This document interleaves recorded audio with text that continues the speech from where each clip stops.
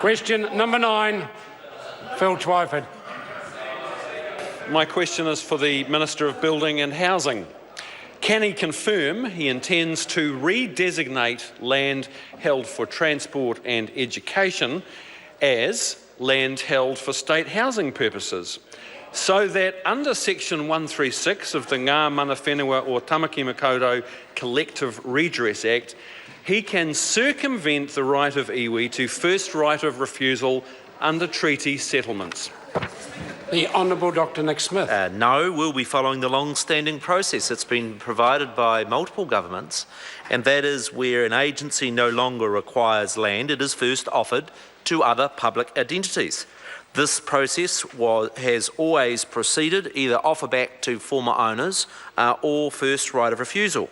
I draw to the members' attention that land has been acquired for housing under this process at Hobsonville, at McLennan in Papakura from Defence, at Weymouth from Social Development, and last year in Christchurch at Awatea from the New Zealand Transport Agency. We'll be following exactly the same process with the government's latest new initiative on housing. Supplementary question, the Honourable Nanaia Mahuta. Did he seek Crown Law advice as to whether or not the right of first refusal provisions are prejudicially affected without following the process set out in the property redress provisions of the Tāmaki collective deed? The Honourable Dr Nick Smith. Mr Speaker, yes, I have sought legal advice in the same way in which the previous government used exactly the same provisions to use the 1955 Housing Act to acquire land in areas such as Hobsonville was done by them. They did the same at McLennan. They also may be interested that they used exactly the same provision at Weymouth. And the double standard opposite is that when they use the process, sometimes they think it's helping. When we use it, somehow there's something wrong. Order. Point of order, the Honourable Nanaia. The question was specific in that I asked whether Crown Law advice was sought, not legal advice. The question was immediately answered. Further supplementaries? Supplementary question, Joanne Hayes. Thank you, Mr Speaker.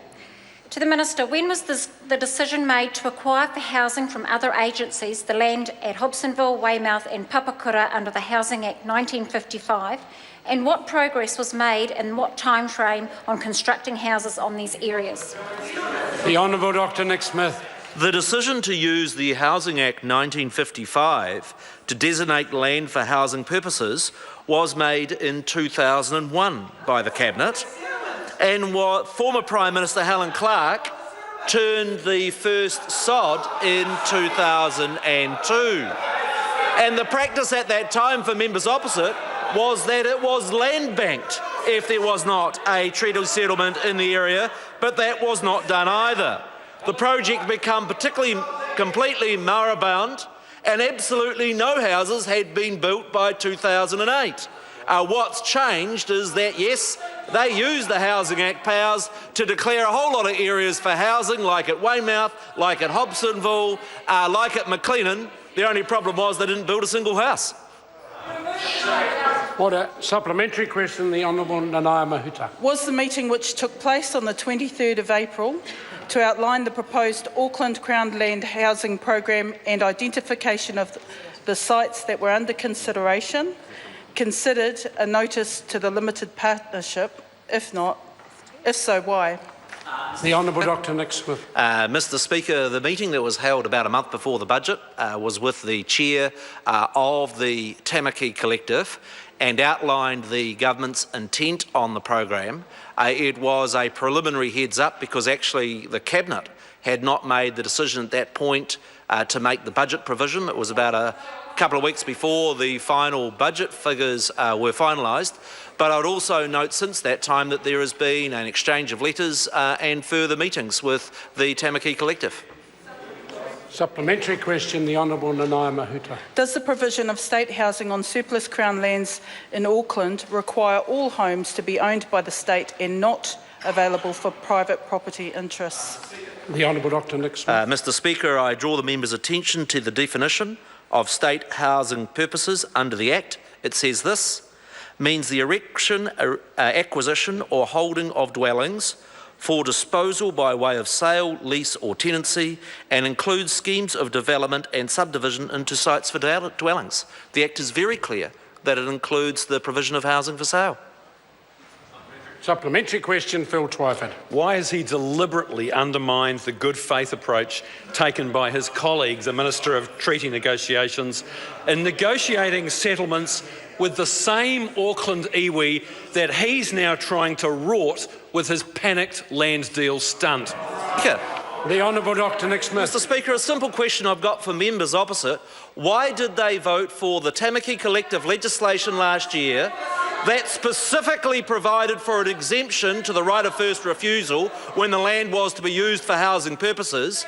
And why was it not a rort, which the member now calls it, when Labor used exactly the same provision at Hobsonville, exactly the same provision at Weymouth, and exactly the same provision at McLennan? Order. Supplementary question, Phil Twyford. Does he regret that his smart aleck manipulation of the law is likely to provoke legal action that could deny Aucklanders thousands of houses that they are desperate to have? Speaker. The Honourable Dr Nick Smith. Mr Speaker, when a specific section of the law and the long-standing practice of government has been that where land is no longer required by an agency like Defence, like Transport or like Education, for it first to be made available for housing, something that the previous government did repeatedly, something that was specifically included in the Tāmaki collective legislation, I just see how desperate the opposition has become.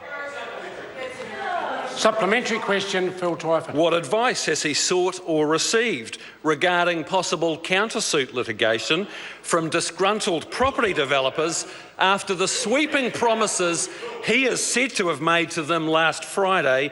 And what contingency has been made on any resulting compensation payouts?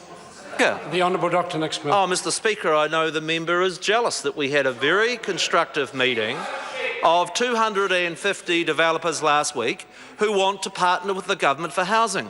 What I find difficult with this member is he spends half his time arguing that the government needs to do more on housing, and then the other half criticising this initiative, criticising Homestar, criticising special housing areas. The fact is that this government's making great progress, as seen by the fact that we have doubled the rate of new house builds in Auckland. Supplementary question, Phil Twyford. Why did he rush out his half-baked budget announcement resulting in plans to build family homes on substations and cemeteries, then slash his promised 500 hectares to only 30 hectares, and now, facing the likelihood that it will all end up in court, try to blame everybody else for yet another self-inflicted housing fiasco? Speaker. Honourable Dr Nick Smith. Mr Speaker, I remind the House that 18 months ago we signed the Auckland Housing Accord, and the member opposite said there is no way the government would meet the targets. Actually, we're running about 1,000 ahead of those targets. What I find bizarre as well is that the member is all in favour of a more intensive Auckland, except he's opposed to houses next to substations, he's opposed to houses next to railway lines, he's opposed to houses next to motorways, he's opposed to houses anywhere, but somehow he still wants them. Order. Question number 10.